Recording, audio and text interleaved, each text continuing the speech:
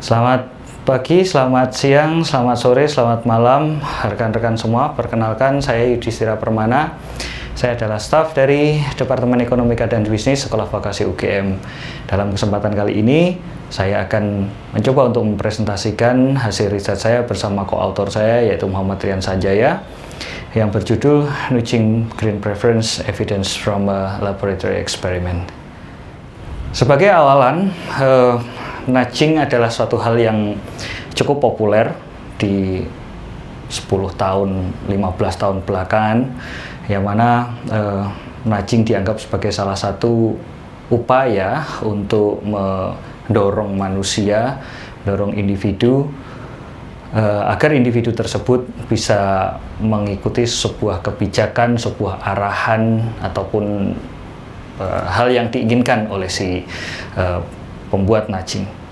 Nah, dalam hal ini kami mencoba untuk mengkonstruksi nudging ke dalam sebuah kasus konsumsi barang-barang ramah lingkungan. Seperti yang kita tahu dari berbagai literatur bahwa dalam konsep pembangunan yang berkelanjutan, era yang sekarang ini, kita diharapkan untuk dapat mengkonsumsi, memproduksi, ataupun mengelola dengan baik barang-barang yang ramah lingkungan ini. Nah, kenapa barang ramah lingkungan ini dianggap bisa menjadi bagian yang penting dari pembangunan berkelanjutan ini adalah karena yang pertama, dia dalam produksi barang hijau, dia tidak memproduksi banyak limbah relatif dibandingkan dengan barang yang bukan barang ramah lingkungan. Dalam hal ini kita menyebutnya sebagai brown products. Ketika tidak banyak limbah yang dihasilkan oleh barang ramah lingkungan ini, konsep dalam barang ramah lingkungan ini, maka jelasnya adalah menurunkan dampak-dampak yang buruk terhadap lingkungan. Dan kita juga bisa melihat dari banyak literatur, banyak bacaan artikel, dalam sekitar mungkin 20-an tahun terakhir, banyak pihak, baik dari negara maupun instansi terkait, institusi, NGO, dan sebagainya, itu selalu mempromot yang namanya barang ramah lingkungan ini untuk menjadi bagian dari konsumsi publik, ya, penggunaan oleh instansi-instansi, pabrik, dan sebagainya di berbagai aspek. Namun sayangnya ya, dalam perkembangan selama 20 tahun terakhir ini, barang ramah lingkungan ini tidak selalu menjadi atau dipersepsikan oleh individu itu adalah barang yang memang ramah lingkungan, atau yang dalam hal ini disebut dengan green skepticism. Apa yang dimaksud dengan green skepticism? Ketika sebuah pabrik atau produsen memproduksi barang hijau, mereka harus memenuhi atau comply dengan standar yang telah ditentukan mengenai produksi barang hijau. Nah, dalam hal ini konsumen sudah langsung menerima dalam bentuk barang jadi. Ketika konsumen hanya diberitahu melalui label, melalui iklan, dan sebagainya, apakah memang betul individu tersebut percaya dengan produksi yang dilakukan, distribusi dan sebagainya yang dilakukan oleh pabrik tersebut? Nah, sehingga ada unsur ketidakyakinan, ketidakpercayaan dari individu bahwa si produsen ini memproduksi barang ramah lingkungan sesuai standar yang telah ditentukan. Dan ini lebih parahnya, ketidakpercayaan ini lebih besarnya itu dialami oleh produsen-produsen di negara berkembang, dari yang mana negara berkembang mungkin berpikir barang hijau masih jauh panggang dari api. Yang kedua adalah kita bicara masalah willingness to pay. Barang ramah lingkungan cenderung lebih mahal daripada barang yang tidak ramah lingkungan, atau green products is more expensive than the brown products in this case. Nah, individu mungkin paham, mungkin ingin juga, dan mungkin jelasnya butuh, ya, bahwa kita harus less waste dan sebagainya agar lingkungan ini menjadi lebih baik. Namun ketika dihadapkan pada biaya ini menjadi bertolak belakang, sehingga utilitas, kalau kita bicara teori konsumen, utilitas dari mengkonsumsi barang brown coklat ini mungkin lebih tinggi daripada the green products. Dan di sisi yang lain, ketika barang ramah lingkungan ini mungkin individu menjadi tidak percaya, ditambah lagi harganya yang lebih mahal daripada barang coklat tersebut, pada dasarnya si konsumen, individu ini mengambil risiko yang lebih tinggi daripada brown products dalam hal ramah lingkungan. Oke, memang apakah itu ramah lingkungan? Mungkin ramah lingkungan. Satu sisi lebih mahal.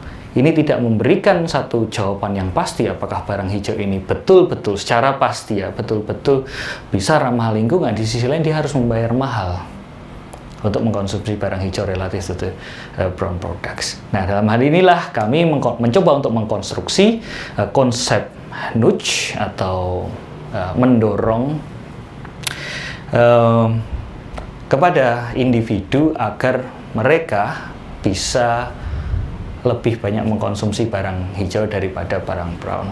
Konsep yang kami atau konstruksi yang kami bawa adalah setting di lab, di eksperimen untuk lab. Apa itu nudge? Ya. Konsep nudge ketika diterapkan di dalam perilaku mengkonsumsi barang ramah lingkungan atau green konteks ini adalah kita bermaksud atau dimaksudkan untuk merubah perilaku, merubah perilaku individu dari yang sebelumnya itu dia lebih memilih brown products ya, kepada green products, sehingga ada preferensi yang diubah. Apa artinya jika preferensi diubah? Artinya seorang individu menilai atau mengkalkulasi utilitas dari mengkonsumsi barang hijau lebih tinggi daripada barang coklat, yang mana sebelumnya sebaliknya. Salah satu literatur yang kami ambil adalah dari Schubert tahun 2017 yang menyebutkan ada 3 tipe mengenai green nudges ini. Ya. Yang pertama adalah mendorong orang itu sendiri untuk membuat orang tersebut bisa menyatakan bahwa saya adalah orang yang peduli terhadap lingkungan dari menggunakan barang ramah lingkungan. Ya. Sehingga ketika orang mengatakan saya adalah orang yang peduli lingkungan, saya adalah orang yang green dan sebagainya, itu diperoleh dari dia menggunakan barang ramah lingkungan tersebut. Yang kedua adalah encourage atau mendorong juga orang untuk mengikuti perilaku orang yang lain. Nah, ini di beberapa dalam hal ini adalah menggunakan barang ramah lingkungan. Ini seperti herding behavior. Ketika ada orang banyak melakukan sesuatu, ya kita anggap itu benar, kita mengikuti mereka. Sehingga ini juga bentuk nudge juga. Yang ketiga adalah mencoba untuk mengeksploitasi bagaimana kecenderungan dari si individu ini untuk stick to the default. Maksudnya stick to the default ini adalah barang hijau ini adalah default saya. Mungkin sebelumnya ketika promotion of the green products ini muncul sekali, ya orang kita asumsikan cenderungnya ya barang-barang yang brown atau kurang ramah lingkungan. Nah, ini mencoba untuk dirubah melalui nudge ini, bahwa sekarang menjadi orang yang saya kalau beli barang, saya kalau mengkonsumsi barang pasti barang yang ramah lingkungan, saya kalau pakai sedotan pasti pakai sedotan yang ramah lingkungan, dan seterusnya. Ada 3 tipe model green nudge yang dipropos oleh Schubert. Namun ya kami juga menyadari bahwa satu, konsep nudge ini adalah relatif baru, meskipun sebelumnya mungkin kita pernah tahu ada konsep-konsep seperti framing dan seterusnya, tetapi konsep nudge ini cenderung baru juga. Dan nudge di dalam green konteks ini juga menjadi lebih relatif baru lagi. Nah, kami mencoba untuk mengeksploitasi lagi lebih dalam green nudge dalam situasi risky and uncertain situation. Ya.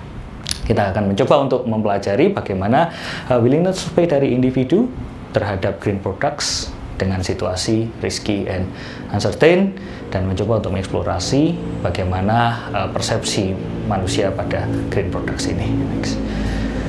Oke, ini ada beberapa pertanyaan yang kita formulasikan dan coba untuk jawab. Yang pertama adalah apakah preferensi dari individu ini bisa berbeda ketika introduce the green concept, introduce the green nudges. Yang kedua adalah apakah nudge ini memang efektif. Ini yang pertanyaan mendasar ya juga di berbagai literatur mengenai nudge. Apakah nudge ini betul-betul efektif untuk mendorong orang? Apakah karena nudge-nya ataukah karena yang lain? Ya, dalam hal ini adalah untuk membeli atau mengkonsumsi barang ramah lingkungan. Yang ketiga adalah apakah persepsi individu untuk mengkonsumsi barang hijau ini dimediasi oleh nudge itu sendiri.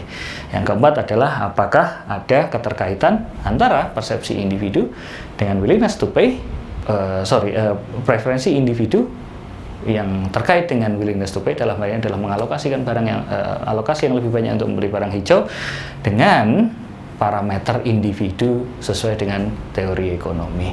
Hipotesis yang kami bawa juga terkait dengan pertanyaan yang ada. Okay, next. Ini ada beberapa literatur yang mungkin bisa rekan-rekan juga baca, rekan-rekan juga lihat untuk memotivasi membuat sebuah penelitian. Di situ ada masalah harga dan kepuasan, ya, oleh Rosen et al, Teng Lu. Lalu ada substandar dari proses produksi barang hijau ini sendiri, masalah compliance terhadap standar dan sebagainya. Lalu kemudian masalah kepercayaan ini yang tadi juga sudah saya sebut sebelumnya, ya, yang menjadi bagian dari skeptisisme individu untuk mengkonsumsi barang hijau. Konteks Greenwich yang kita bawa ini untuk kemudian menjadi desain eksperimen kami, yang pertama adalah kita mencoba untuk istilahnya adalah harnessing social identity. Apakah itu efektif untuk, ya, mendorong seseorang bisa pindah dari brown products ke green products. Nah, di sini ada beberapa literatur juga yang bisa rekan-rekan baca. Yang kedua adalah social identity ini kita bawa itu karena pada dasarnya manusia ini bukanlah seorang robot. Manusia ini bukanlah sebuah robot, bukanlah sebuah mesin. Manusia ini punya norma dan sebagainya yang dibawa sejak ya kecil sampai dengan dewasa. Nah, ini yang coba kita pakai, ya, menyentuh social identity tersebut untuk mendorong merubah preferensi secara ekonomi. Dan ditambah lagi literatur yang juga menyebutkan bahwa harnessing the social identity itu cukup efektif, ya, jika seorang atau pengambil kebijakan atau yang lain ingin masyarakat, individu dan sebagainya mengikuti kebijakan yang ada. Oke, next.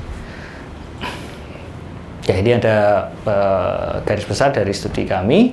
Kita mencoba menggabungkan antara teori ekonomi dengan konteks sosial, ya. Ini dimana konteks sosial nudge yang kami bawa ini, ya, kita parametrisasi, kita berikan teori mendasar mengenai teori ekonomi mendasar mengenai decision making dan sebagainya. Dan di sini yang kami bawa adalah problem yang kami bawa untuk subjek kami adalah allocation problem dalam konteks risk and uncertainty.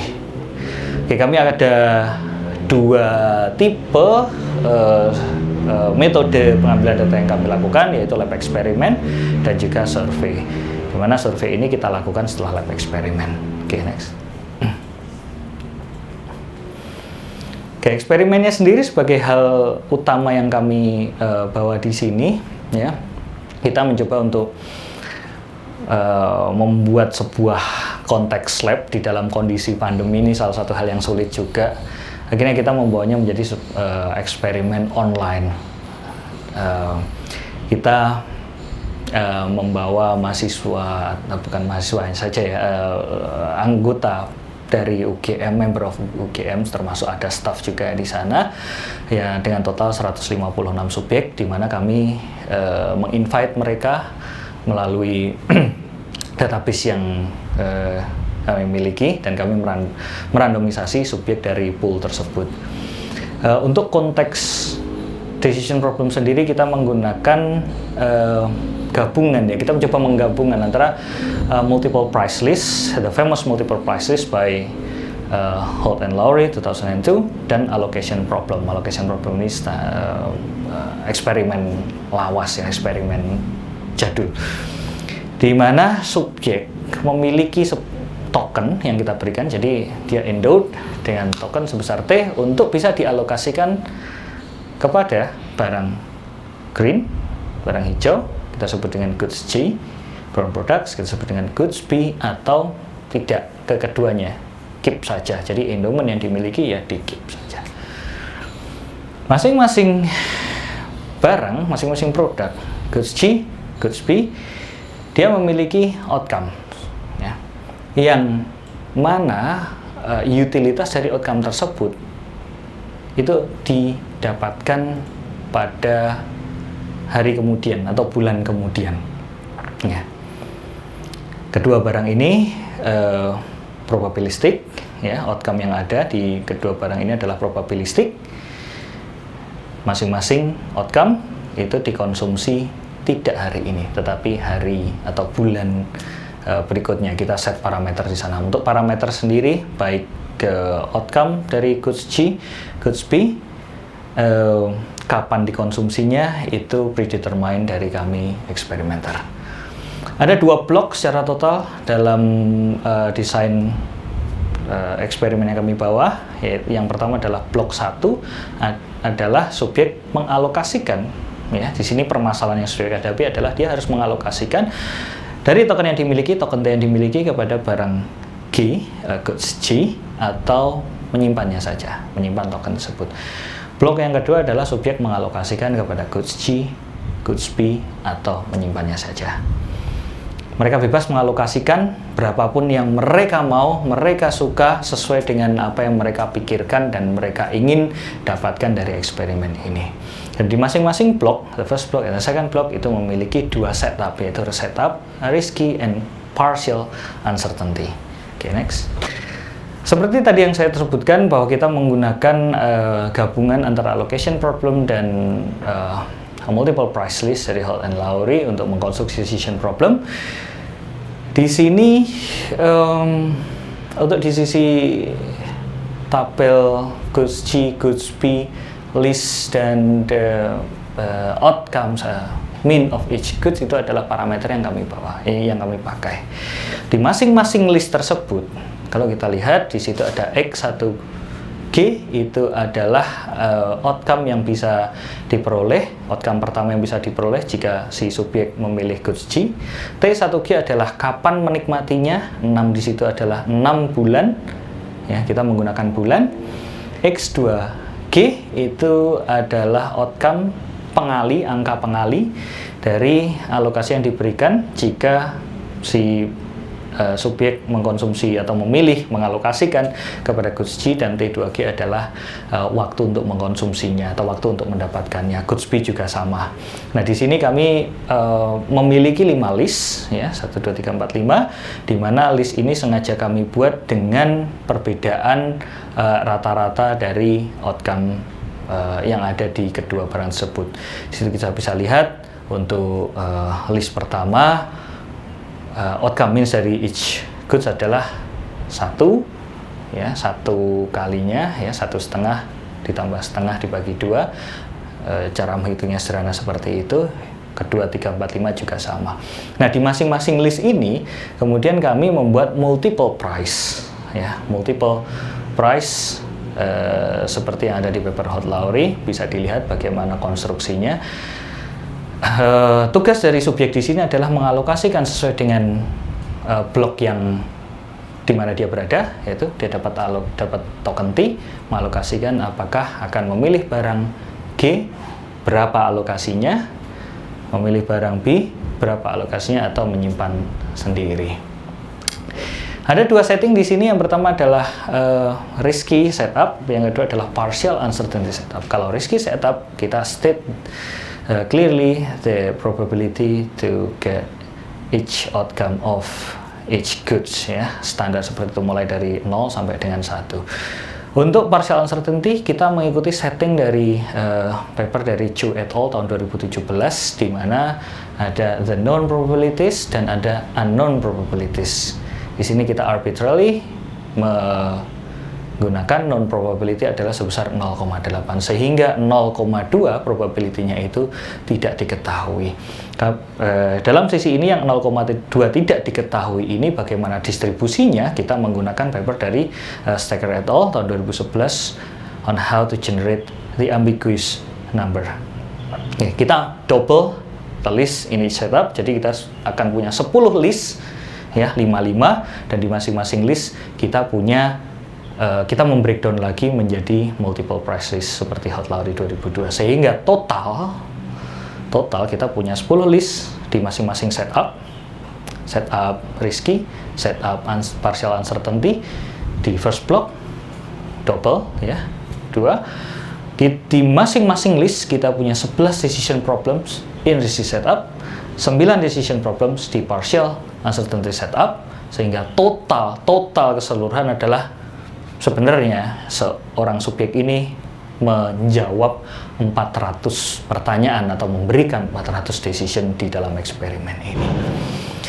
Di mana 220-nya adalah risky setup dan 180-nya adalah partial uncertainty setup. Oke, next. Kita punya 4 treatment groups yang kita gunakan untuk mengidentifikasi apakah nudge dalam green context ini efektif ya untuk merubah preferensi dari individu, dari subjek.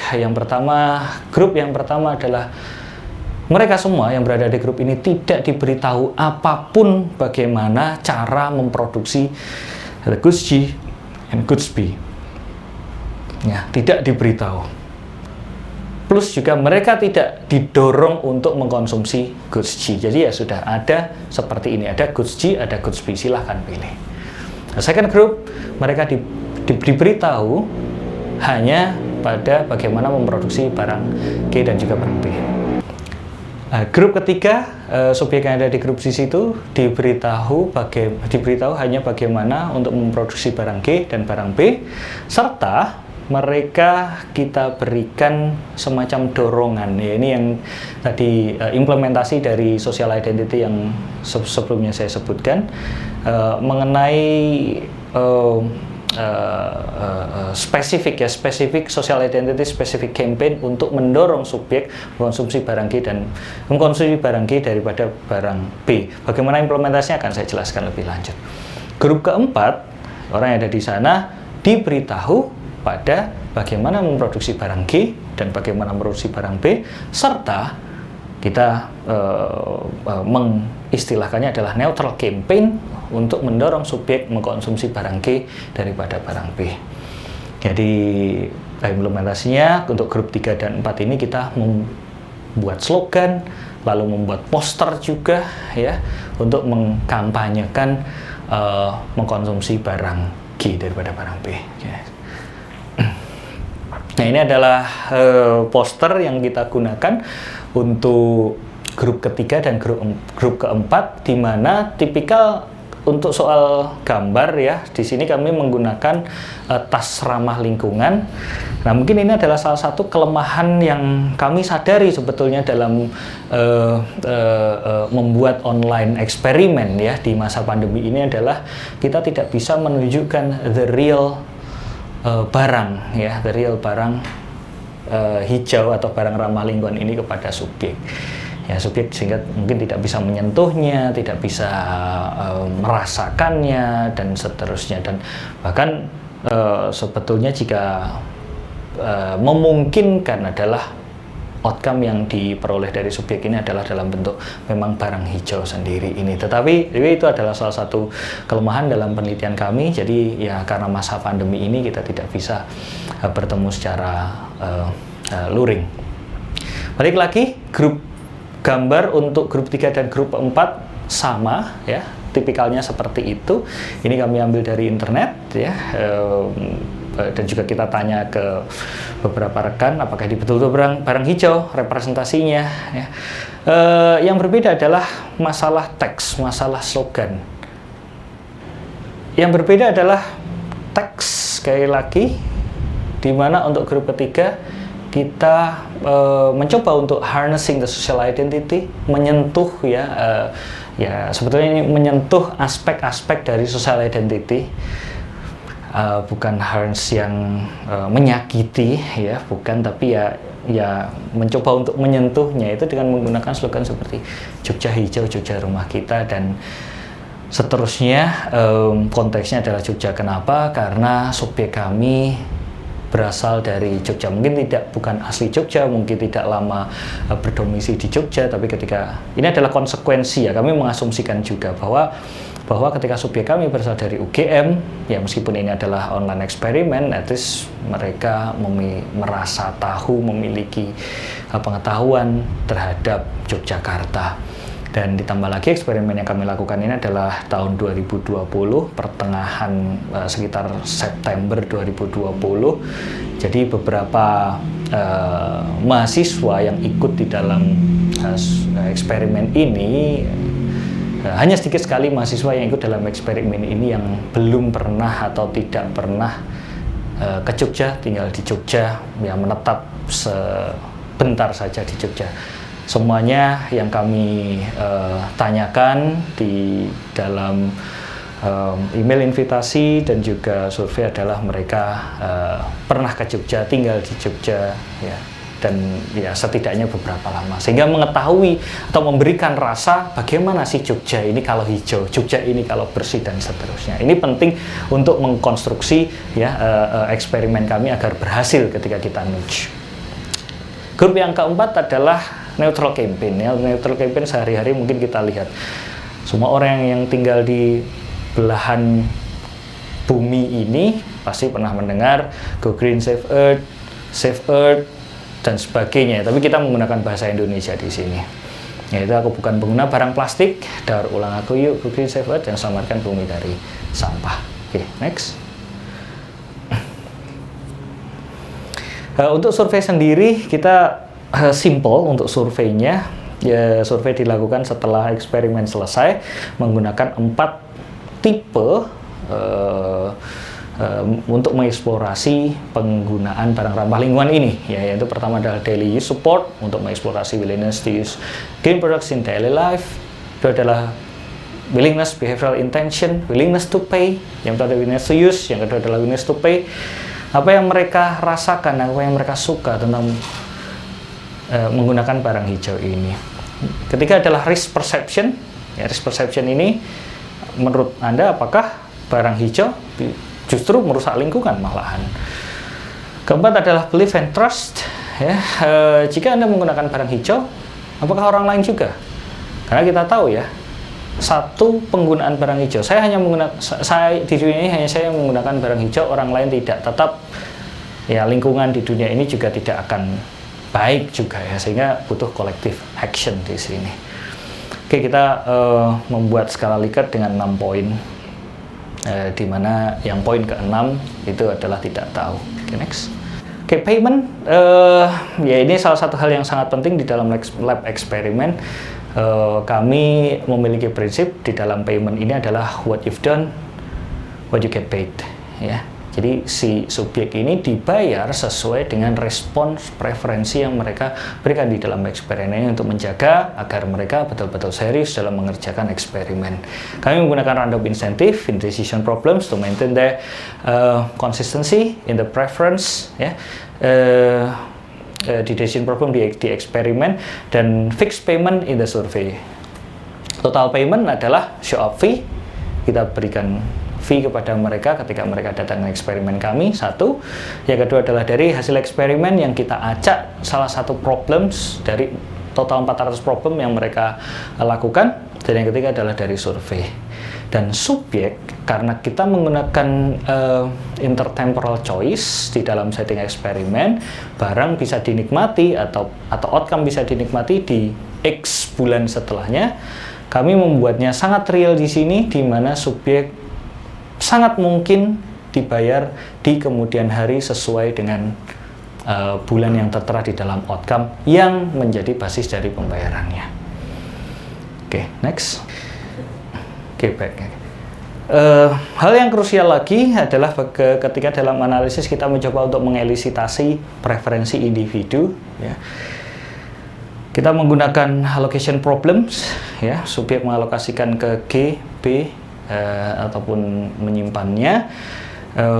Kita coba elisitasi preferensinya dari sini. Ya, bagaimana cara kita mengelisitasi, yaitu untuk the first block 2 alokasi G ataupun menyimpannya, ya,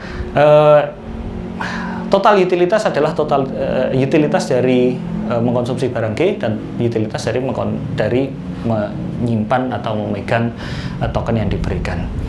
Untuk 3 alokasi, ya, total utilitas adalah utilitas dari konsumsi barang G ketika dia mengalokasikannya, utilitas dari barang B ketika dia mengalokasikannya, dan utilitas dari keep the token atau VR di situ kami denotasikan. Kami mengasumsikan, kami menggunakan expected utility dan rank dependent expected utility untuk memodelkan preferensi dari individu pada setup risky choice. Jadi kita nanti analisis ada membedakan ya bagaimana parameter preferensi di risky setup dan parameter di partial uncertainty setup, di mana untuk partial uncertainty kita menggunakan subjective expected utility dan alpha max min expected utility untuk mengelisitasi preferensi. Kenapa kita menggunakan dua? Kita akan mencoba untuk memilih atau model selection dari keduanya, mana yang lebih tepat parameter individu dari kedua model ini untuk masing-masing setup. Untuk setupnya sendiri, baik EU, SEU, RTEU, alpha max min seperti yang tertera di fungsi tersebut, di mana untuk EU atau SEU ini hanya memiliki satu parameter, yaitu risk aversion. Untuk rank dependent expected utility memiliki dua parameter, yaitu risk aversion dan probability weighting function. Untuk alpha max min memiliki 3 parameter, yaitu risk aversion, probability ini nanti cut ya. Untuk untuk alpha max min expected utility memiliki 2 parameter juga, yaitu risk aversion dan juga alpha. Alpha itu adalah seberapa optimis atau pesimis untuk mengukur optimisme dari individu. Nah, kita tambah satu lagi parameter, ada 2 parameter di sini sebagai konsekuensi dari kita introduce intertemporal choice yang mana kita harus mengakomodasi discount factor. Ya, kita di sini menggunakan hyperbolic discounting factor yang memiliki 2 parameter, sehingga untuk EU total ada 3, untuk RTEU total ada 4, untuk alpha max min EU ada 4 juga. Kita mengestimasi parameter tersebut menggunakan maximum likelihood teknik. Oke, next.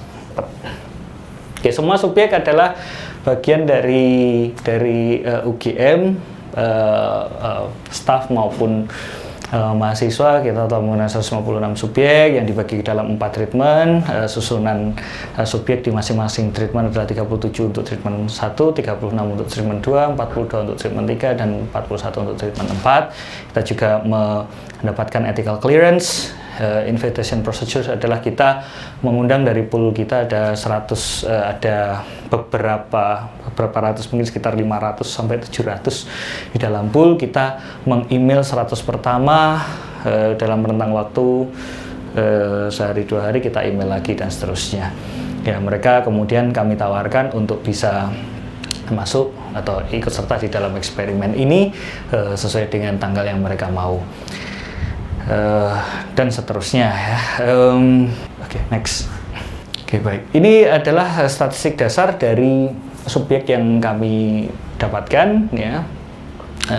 Rentang usianya antara 17 sampai 31 tahun.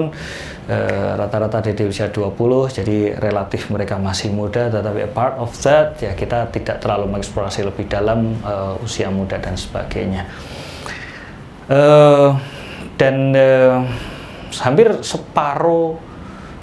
lebih dari separuh dari subjek yang kami dapatkan ini bisa berbahasa Jawa, dan ya hampir separuh, sekitar 40% tinggal di Yogyakarta ya. Entah berapa lama, tetapi mereka tinggal di Yogyakarta. Dan kebanyakan 67% dari subjek kami adalah mahasiswa economics atau mahasiswa bisnis ya.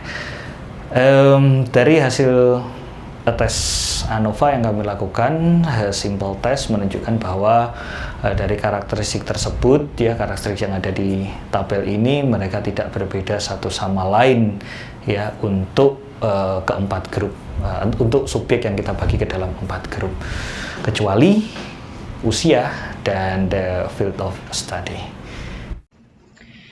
Hasil analisis kami yang pertama menyebutkan bahwa kami di sini mencoba untuk mengelisitasi preferensi dari subjek yang ada di eksperimen, ya, individual parameters. Di sini yang pertama kami bahas adalah masalah risk aversion, ya, di mana untuk masing-masing treatment group tidak jauh berbeda satu sama lain. Secara umum mayoritas subjek adalah risk averse, meskipun untuk konteks risky choice setup di treatment group 3 dan treatment group 4 memberikan atau menghasilkan 5 subjek yang merupakan risk seeking.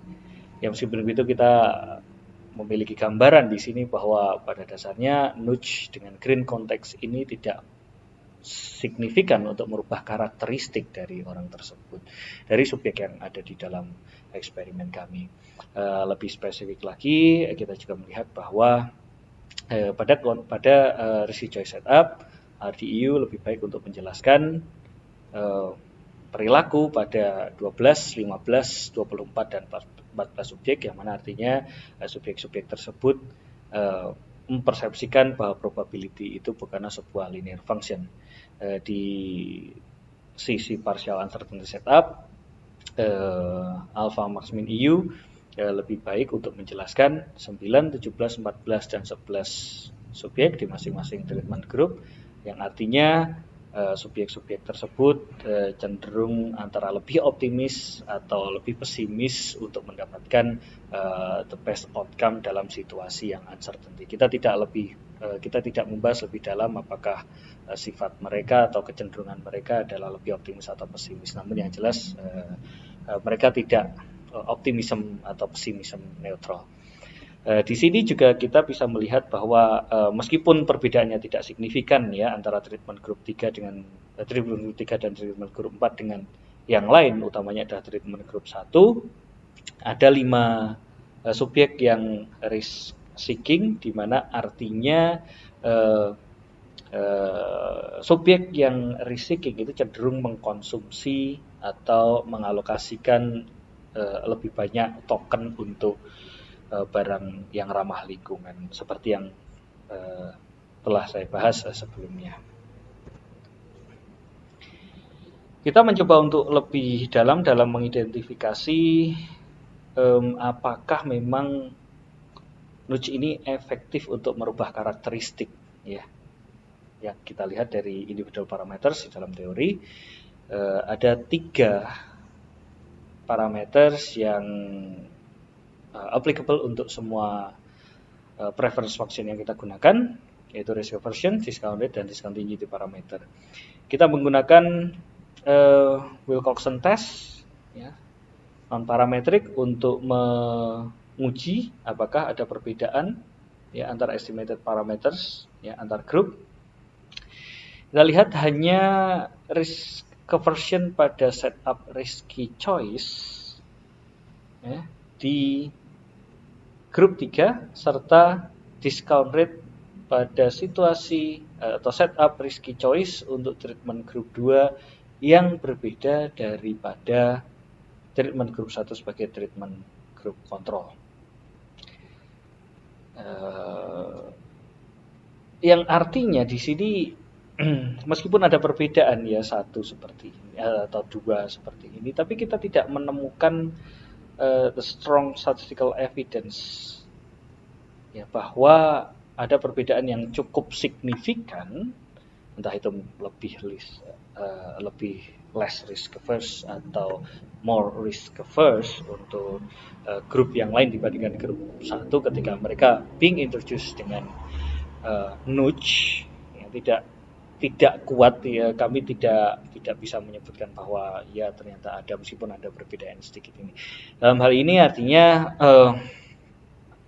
hipotesis pertama kami bahwa nudge efektif untuk mengubah karakteristik dalam upayanya untuk mendorong konsumen atau subjek di sini untuk mengkonsumsi barang hijau lebih banyak, itu tidak cukup berhasil. Namun, ya, kami mendapatkan insight yang kemudian cukup menarik ya bagi kami adalah ketika kita membandingkan, karakteristiknya tidak jauh berbeda, kami tidak bisa mengkonklusikan secara kuat gitu, kita tidak bisa. Tetapi dari willingness to pay untuk green product di masing-masing setup, risky choice dan partial uncertainty choice, untuk masing-masing blok 1 dan blok 2, kita bisa lihat bahwa untuk yang garis merah itu adalah alokasi treatment grup 3, ya, itu yang paling tinggi di semua setup, di 4 setup ini. Ya, kita lihat ya secara visual bahwa ada perbedaan alokasi antara treatment group 3 dengan utamanya dengan treatment group 1. Ya, apakah ini artinya introducing the social identity specific campaign ini cukup berhasil untuk meningkatkan willingness to pay, untuk meningkatkan alokasi terhadap barang hijau, meskipun secara karakteristik risk aversion dalam hal ini mereka itu tidak berbeda satu sama lain. Kita coba uji juga dengan menggunakan Wilcoxon test non-parametric. Sekali lagi bisa kita lihat bahwa untuk treatment group, untuk semua treatment group ternyata ada beda secara signifikan dengan treatment group 1. Dan bisa kita lihat ya untuk spesifik untuk treatment group 3 magnitudenya yang paling besar perbedaannya ya daripada treatment group yang lain. Dan nilainya negatif yang artinya bahwa treatment group 1 lebih rendah ya, alokasinya daripada treatment group 3. Dan itu yang paling besar nilainya dibandingkan treatment group yang lain. Signifikan. Artinya kita di sini mendapatkan insight yang baru lagi ya, bahwa nudge yang kita bawa secara umum, yes itu tidak merubah karakteristik subjek yang ada di dalam eksperimen kami. Tetapi ketika pada implementasi pemilihan alokasi yang dilakukan oleh subjek itu ada bedanya. Apakah ini sebuah noise yang artinya mereka cukup noisy in decision making, atau mungkin bahasa lainnya bisa katakan sebagai impulsif ketika diintroduce nudge? Kami sangat penasaran di sini dan mungkin ini bisa menjadi eksplorasi lebih lanjut. Namun kami tidak terlalu dalam untuk itu, ya biarkan ini menjadi pertanyaan terlebih dahulu agar bisa dieksplorasi kemudian hari. Ya, tapi di sini kita lihat faktanya bahwa yes, nudge ternyata bisa ya meningkatkan alokasi terhadap barang hijau. Ya. Sekali lagi saya di sini juga menjelaskan bahwa it's very clear bahwa subjek ketika kenai atau being harnessed with a specific campaign, social identity campaign, ya ternyata mereka mengalokasikan lebih banyak untuk barang hijau. Artinya ada unsur bahwa ya nudge ini akan sangat mungkin ya akan berhasil ketika ini digabungkan juga dengan menyentuh identitas sosial dari yang bersangkutan. Findings ini mengkonfirmasi hipotesis kedua kami, ya, tidak di hipotesis pertama, tetapi di hipotesis kedua kami bahwa ya di informed groups, orang-orang yang dikasih tahu, diberi tahu, ya entah melalui bagaimana cara memproduksi barang G dan memproduksi barang B, ditambah lagi dengan campaign baik neutral campaign maupun social identity campaign, ternyata ya membuat subjek mengalokasikan lebih banyak terhadap green products. Lebih detail lagi ya di specific campaign ternyata lebih banyak lagi daripada hanya sekedar memberitahu barang ini diproduksinya dengan cara seperti apa. Kami juga membuat regresi untuk lebih mengkonfirmasi apakah ya berada di grup treatment grup 2, grup 3, grup 4 itu membuat mereka atau mendorong mereka mengalokasikan lebih banyak alokasi pada pada barang ramah lingkungan. Nah, hasil regresi kita lihat kita punya 9 model dengan various mixtures of control variables. Kita lihat ternyata treatment grup 3 cukup konsisten, ya, cukup konsisten dan hasilnya adalah positif, ya, bahwa being in the treatment group 3 tends to increase the allocation pada barang ramah lingkungan atau goods G. Namun sayangnya ketika kita mencoba untuk menggabungkannya dengan hasil survei, ya, persepsi di sini menyebutkan bahwa the daily use of green products is negatively significant, ya. Ini cukup kontradiktif dengan apa yang kita harapkan, bahwa ketika Anda memiliki persepsi bahwa oh ya daily, apakah Anda merasa bahwa kita perlu menggunakan barang ramah lingkungan lebih tinggi, seperti contohnya mungkin sedotan yang ramah lingkungan dan sebagainya itu dari kuesioner kami, ya, ternyata itu tidak sebanding dengan apa yang betul-betul mereka lakukan di dalam eksperimen. Ini cukup kontradiktif, tapi anyway, fokus kami ada pada nudge yang kita bawa di masing-masing treatment group, ya. Dan tambahan lagi bahwa usia serta being in the Faculty of Economics and Business, ya, tadi sekitar 60% ya subjek kami adalah mahasiswa atau berasal dari Economics and Business, itu ternyata positive and significant in the allocation barang G. Lebih tua berarti lebih mengkonsumsi barang ramah lingkungan, ya, seperti itu. Tapi itu adalah additional research dari kami. Di sisi lain kita juga mencoba untuk memodelkan determinan dari individual parameters. Oke, kita tadi dapat kesimpulan bahwa nudge itu tidak, ya, nudging them itu tidak membuatnya berbeda satu sama lain, ya. Tetapi apakah ketika mereka di nudge, ya, mereka itu ada yang berbeda, ya.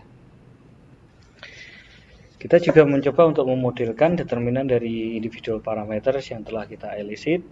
Dalam hal ini adalah risk aversion dan juga 2 parameter di dalam discount function, ya.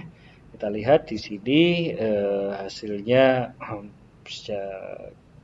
bahwa being in the treatment group 3 signifikan untuk menjadi determinan dari risk aversion, dan juga berada di grup 2 untuk yang konsisten di semua model yang kita pakai adalah discount factor,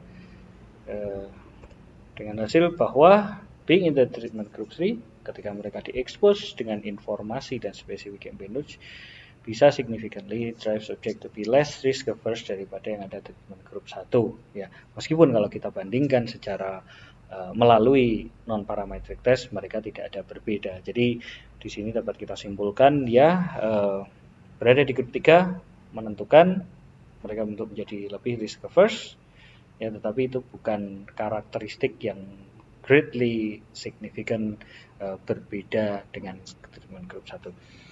Berada di treatment group 2 ketika mereka diekspos hanya dengan informasi, itu significantly affects discount rate, di mana itu juga terjadi pada dasarnya di grup 3 dan juga grup 4 yang juga diintroduce dengan informasi mengenai bagaimana memproduksi barang G dan barang B, di mana mereka lebih cenderung untuk trade off the present for future benefit. Artinya mereka mau menunggu lebih lama, mau mengkonsumsi barang-barang hijau yang memberikan impact lebih lama untuk kebaikan lingkungan.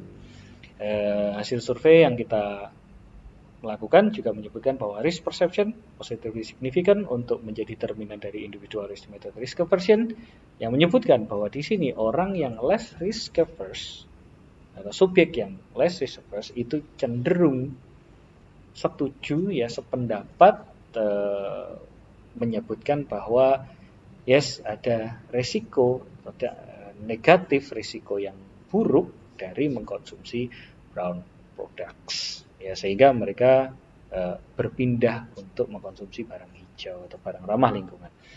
Beliefs and trust yang jadi ketika subjek kami tanya apakah Anda percaya bahwa orang lain juga akan melakukan hal yang sama ya, untuk merawat lingkungan dan sebagainya dalam hal mengkonsumsi barang hijau, itu berkorelasi negatif dengan discount rate, yang artinya bahwa di sini subjek yang memiliki kepercayaan tinggi terhadap orang lain melakukan yang lebih sama, cenderung lebih sabar, cenderung lebih ya sama seperti teman sebelumnya, cenderung lebih mau untuk mengkonsumsi barang hijau, barang ramah lingkungan demi future benefit.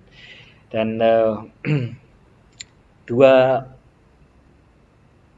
hasil terakhir ini secara parsial mengkonfirmasi hipotesis keempat kami, di mana kami mengharap ekspektasi kami adalah adanya asosiasi yang signifikan antara karakteristik dari individu ya, dalam hal ini melalui estimated parameters berdasarkan teori decision making dengan green perception ya. Jadi ketika mereka mempersepsikan, ternyata mereka juga punya karakteristik yang sama. Jadi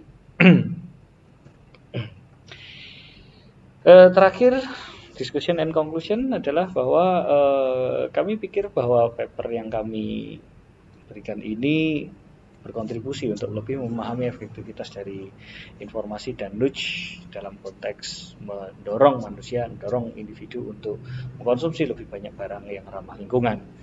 Ya, lab eksperimen yang kami lakukan mencoba untuk lebih menggali lebih dalam bagaimana informasi ini bekerja, bagaimana dorongan ini bekerja dan sebagainya ya, meskipun kami mendapatkan limitasi yang cukup besar dengan adanya pandemi. Teman-teman yang kami dapatkan ya menyebutkan bahwa ternyata mereka itu tidak berbeda secara umum ya, melalui non-parametric test yang kami lakukan, karakteristik antara orang yang berada di grup treatment dengan grup kontrol, grup 1. Namun mereka ternyata mengalokasikan lebih banyak tokens ke barang ramah lingkungan ketika berada di treatment group dibandingkan dengan kontrol group. Apakah artinya ini sebuah impulsif atau noise yang cukup besar dan sebagainya, meskipun mereka tahu mereka pada dasarnya risk averse dari temuan kami, ya itu adalah hal yang bisa menjadi penelitian selanjutnya. Apakah nudge ini hanya sekedar untuk membuat mereka lebih impulsif, membuat lebih individu lebih noisy sehingga mau mengikuti apa yang diinginkan oleh entah pengambil kebijakan atau orang yang membuat nudge ini sendiri. Dan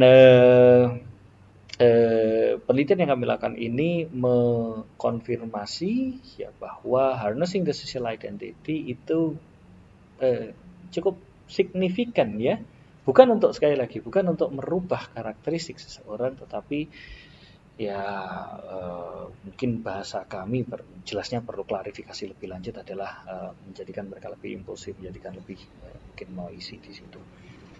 Sayangnya adalah supporting daily use of green products negatively associated with average allocation in goods G. Dalam hal ini kami menemukan findings yang cukup menarik ya. Jadi ketika mereka ditanya apakah Anda mensupport, mendukung penggunaan barang-barang ramah lingkungan dalam kehidupan sehari-hari, deterjen ramah lingkungan, solar panel untuk listrik dan sebagainya, mereka menyebutkan iya. Tapi ketika mereka turn into the implementation, apakah Anda bersedia mengalokasikan lebih banyak tokens terhadap barang ramah lingkungan, ternyata berkebalikan. Ya ini yang harus kita cermati juga sebagai penelitian ke depan. Apakah ungkapan, omongan, ya cara berpikir itu sesuai dengan apa yang dilakukan pada kenyataannya. Ini juga bisa menjadi eksplorasi lebih jauh lagi. Ya, terakhir very last time adalah ya kita mencoba untuk menggali lebih dalam bahwa nudge ini sebelum dilakukan di dunia nyata ya, kadang-kadang kita punya pemikiran top down, oh ini bisa nudge seperti ini, kita implementasikan ke kebijakan publik dan sebagainya. Kita bisa lakukan pilotnya melalui lab seperti ini, sehingga dengan prosedur, tentunya dengan prosedur yang tepat ya, mulai dari desain problem set yang mengcapture situasi sampai dengan insentif yang tepat juga, itu memberikan kita insight apakah nudge yang kita lakukan bisa berhasil dalam tataran sebelum diimplementasikan ke dalam dunia nyata atau kebijakan yang lebih praktikal ya. Dan sekali lagi nudge yang kami berikan kami rasa cukup berhasil ya untuk dalam porsi untuk meningkatkan alokasi atau willingness to pay individu ke barang hijau. Tapi untuk soal karakteristik kita tidak menemukannya. Demikian presentasi dari saya. Semoga menyenangkan, semoga bisa memberikan insight yang baik bagi rekan-rekan semua, dan terima kasih atas atensinya.